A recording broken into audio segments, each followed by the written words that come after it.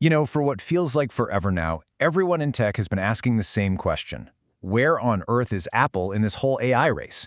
I mean, we saw competitors dropping these mind-blowing tools, and from Apple, crickets.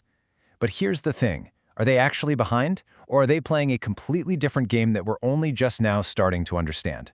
Let's break it down. You gotta love this exchange. When a reporter basically said, "Hey, looks like you're losing," the response was a super confident, almost casual, "I don't believe we are." But for so many of us, the actual users, that felt totally disconnected from reality. The case against Apple was, and honestly for some, still is, really, really strong. All right, so first up, let's look at the argument that Apple just got caught completely flat-footed. The evidence has been piling up for years, and it all starts with an AI assistant that, let's be honest, most of us had already given up on. I mean, this Reddit comment is blunt, but it pretty much nails the vibe, right? For years, this has been the feeling. Siri, which was once this revolutionary, futuristic thing, became a punchline. It couldn't handle simple stuff, while everyone else's assistants were getting smarter and smarter.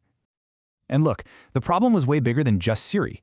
When ChatGPT launched, it felt like the world shifted overnight. Then Google jumps in with its own powerful models. And all of a sudden, it wasn't just that Apple was a little behind, it felt like they were in a totally different, much slower league. The timeline alone tells a pretty dramatic story. So, OpenAI kicks off the whole party in late 2022. Google shows up just a few months later, and Apple, they don't even announce their response until the middle of 2024. That's nearly 2 years after the race started. And even then, it's a slow rollout. For critics, this was a massive red flag that the company was scrambling. And this might have been the final nail in the coffin for the critics. Apple's huge AI comeback, this thing called Apple Intelligence, came with a giant catch. For the really tough questions, your phone would just hand you off to its competitor, OpenAI. To a lot of people, that didn't feel like a power move. It felt like admitting you couldn't do it yourself.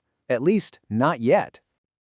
Okay, so that's the case against Apple, and it's a strong one. But what if that slow, careful pace wasn't a mistake? What if it was the entire point?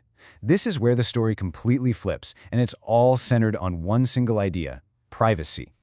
So this is the core of Apple's defense, straight from Tim Cook. The words to pay attention to here are personal context, and only Apple can deliver it. See, they're not trying to build an AI that knows every fact in the world. They're trying to build an AI that knows everything about you and protects that information like a fortress. So how are they doing it? Well, it really boils down to 3 main pillars. First, almost everything happens right there on your iPhone. Your data literally doesn't leave your hand. Second, for the really heavy lifting, they built this special thing called private cloud compute. And third, all of this is designed to tap into your world, your emails, your photos, your calendar, to actually be useful in your life. Now, this private cloud compute thing is the real secret sauce here. It's not just a fancy marketing name. It's a whole system running on Apple's own silicon, built from the ground up so that even Apple can't see what you're doing. And to prove it, they're letting security experts all over the world check their work. That is a huge, expensive bet on privacy. And what does all this privacy-focused tech actually get you? Well, it's what makes these kinds of features possible. Things like rewriting an email to sound more professional right inside the app, or making a custom emoji of your dog. Or get this, a Siri that finally understands when you say, "Pull up that recipe my mom sent me." It knows to look in your texts. These aren't about solving the world's biggest problems. They're small, personal, and actually helpful.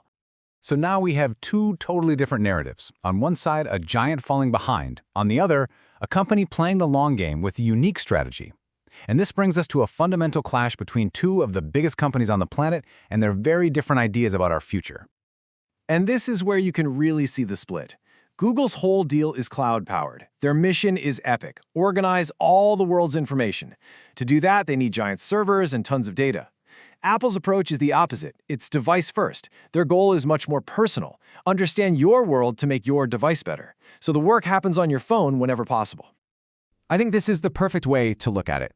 Google is building this incredible, massive public library.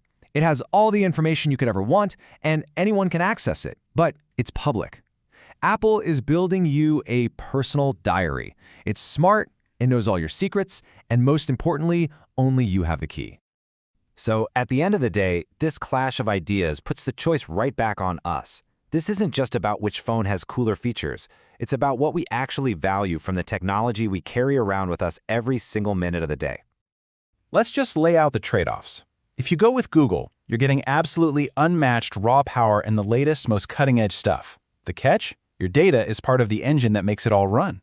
With Apple, privacy is number one, no questions asked, and everything just works together seamlessly. The trade-off there? You might be waiting a bit longer for new features, and they might feel a little more limited. So this kind of reframes the whole thing, doesn't it? Maybe we've been asking the wrong question. Maybe the AI race isn't about who's fastest. Maybe it's about where we're all trying to go. Do we want a future with limitless cloud-based power that knows everything about the world? Or do we want a future with absolute personal privacy that knows everything about us? The answer is going to define the devices we can't live without. So the real question is, which future do you choose?